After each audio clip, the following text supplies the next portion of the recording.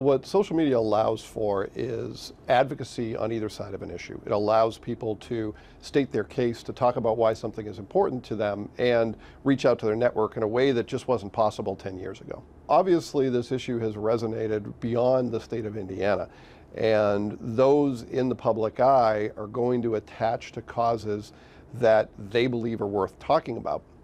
And while celebrities have always had the ability to reach an audience that's greater than most of us can, in this case, they're using it for advocacy on an issue instead of touting their own personal brand. And that's a little bit different for many in the audience to digest and understand. My strong belief is that social media is nothing more than an amplifier. It doesn't change reality, it merely amplifies reality.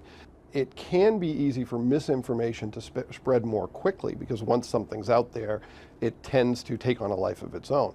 In this case, I think what social media is amplifying is the degree to which people believe this is an issue worth talking about.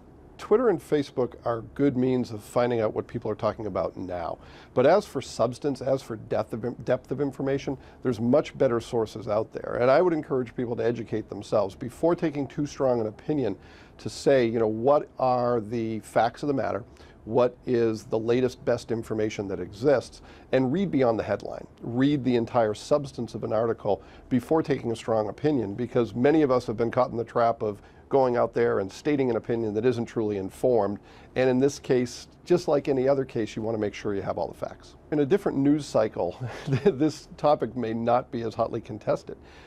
People are always looking for things to talk about. They're always looking for a place to share their advocacy for a certain issue. And it just seems to be a matter of timing as much as anything else, where people landed on this maybe just prior to the weekend, may have amplified it more than had it come out on a Monday. Certainly it would have caused discussion, certainly it would have been controversial, but in this case it seems to be as much a matter of timing as anything else. But one of the most powerful things about social media is how quickly things can snowball when we see what's attracting the attention of our friends and family. It's almost as if we don't want to be left out of the conversation. So we may join in a conversation even where something normally wouldn't attract our attention or we wouldn't have a strong opinion. We don't want to be left out. So we dive into the conversation when we see that that's what other people are talking about. That's very common, and it seems to be the case here as well. We've seen social media change the course of elections. We've seen social media certainly change the tenor of an argument or of a conversation. I think it is possible that in this case, there could be enough momentum to change some minds and change some opinions.